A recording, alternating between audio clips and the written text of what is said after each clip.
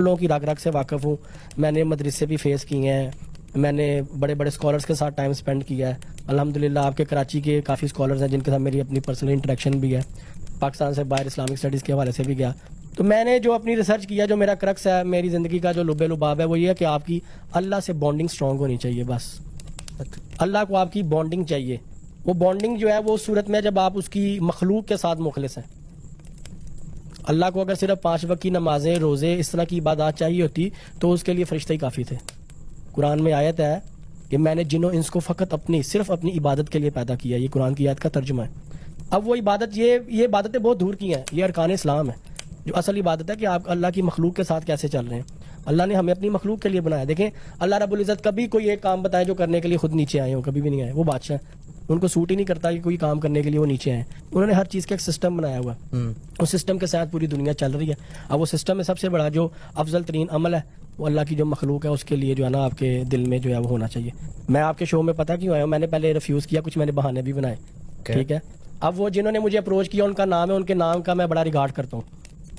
جو نام ہے نا ان کا, وہ میرے ریلیجن پوائنٹ آف ویو سے وہ میرے لیے بڑا ایک سپیریئر نام ہے. پھر آپ کے نام کے آگے بھی جو لفظ لگتا ہے وہ بھی میرے لیے آنریبل تھا.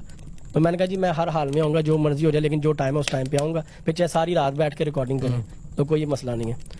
تو اب یہ جو جہاں تک بات ہے حلیہ بنانے کی, ہمارے یہاں پہ ایشیا میں جو ہے نا کلچر ایسا بن چکا ہوا ہے. آپ اگر باہر کے ملک جائیں, یورپ سائڈ پہ آپ وزٹ کریں, تو وہاں پہ تو باقاعدہ لائسنسڈ ایک انسٹیٹیوٹ باقاعدہ بنایا جاتا ہے جہاں پہ ایکسرسائزم پرفارم کیا جاتا ہے. میں نے پھر جو پیری فقیری کلچر تھا نا, اس کو ختم کرنے کا انیشیٹو لیا کہ دیکھیں اگر کسی لڑکی کو ٹھیک کرنا ہے تو ضروری نہیں ہے کہ میں اس کے جسم پہ ہاتھ بھی رکھوں. ویسے یہ ضروری ہے, اس کے لیے یہ ہوتا ہے کہ وہ آپ نے سینٹیٹی کو قابو کرنا ہے, اپنی گرفت میں لینا ہے. دیکھیں ایک انرجی سسٹم ہے, شاید آپ نے پڑھا ہو اس کے بارے میں, ایک پازیٹیو اور نیگیٹو انرجی, اب نام دے دیا گیا. پھر ہمارے اسلام میں ہے کہ سلام کرو, پھر ہاتھ ملانے کو بڑی فضیلت دی گئی ہے. ہندو مذہب میں وہ اپنے بڑوں بزرگوں کے پاؤں کو چھوتے ہیں. یہ انرجیز کو ٹرانسفر کیا جاتا ہے.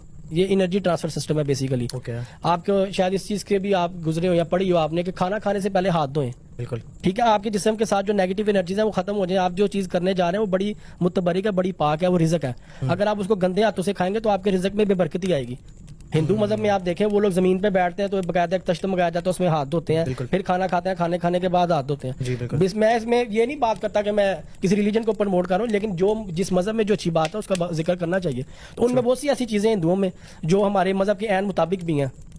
یہ بیسیکلی ہمارے ریلیجن کی بیسکس ہیں جن سے ہم لوگ دور ہو چکے ہوئے ہیں. وہ اس ٹاپکس پہ ہمارے یہاں پہ کسی بھی انسٹیٹیوٹ میں بات نہیں کی جاتی کہ روزمرہ کے مسائل, جادو کے یا خواتین کے ساتھ شادی نہ ہونے کے جو مسائل ہیں آج کل بہت بڑھ گئے. جی رشتہ نہیں مل رہا, لڑکی خوبصورت بھی ہے, لڑکی ویل ایجوکیٹڈ بھی ہے, لڑکی جاب ہولڈر بھی ہے, سب کچھ ہے, لیکن اچھا رشتہ نہیں مل رہا. پھر رشتے والے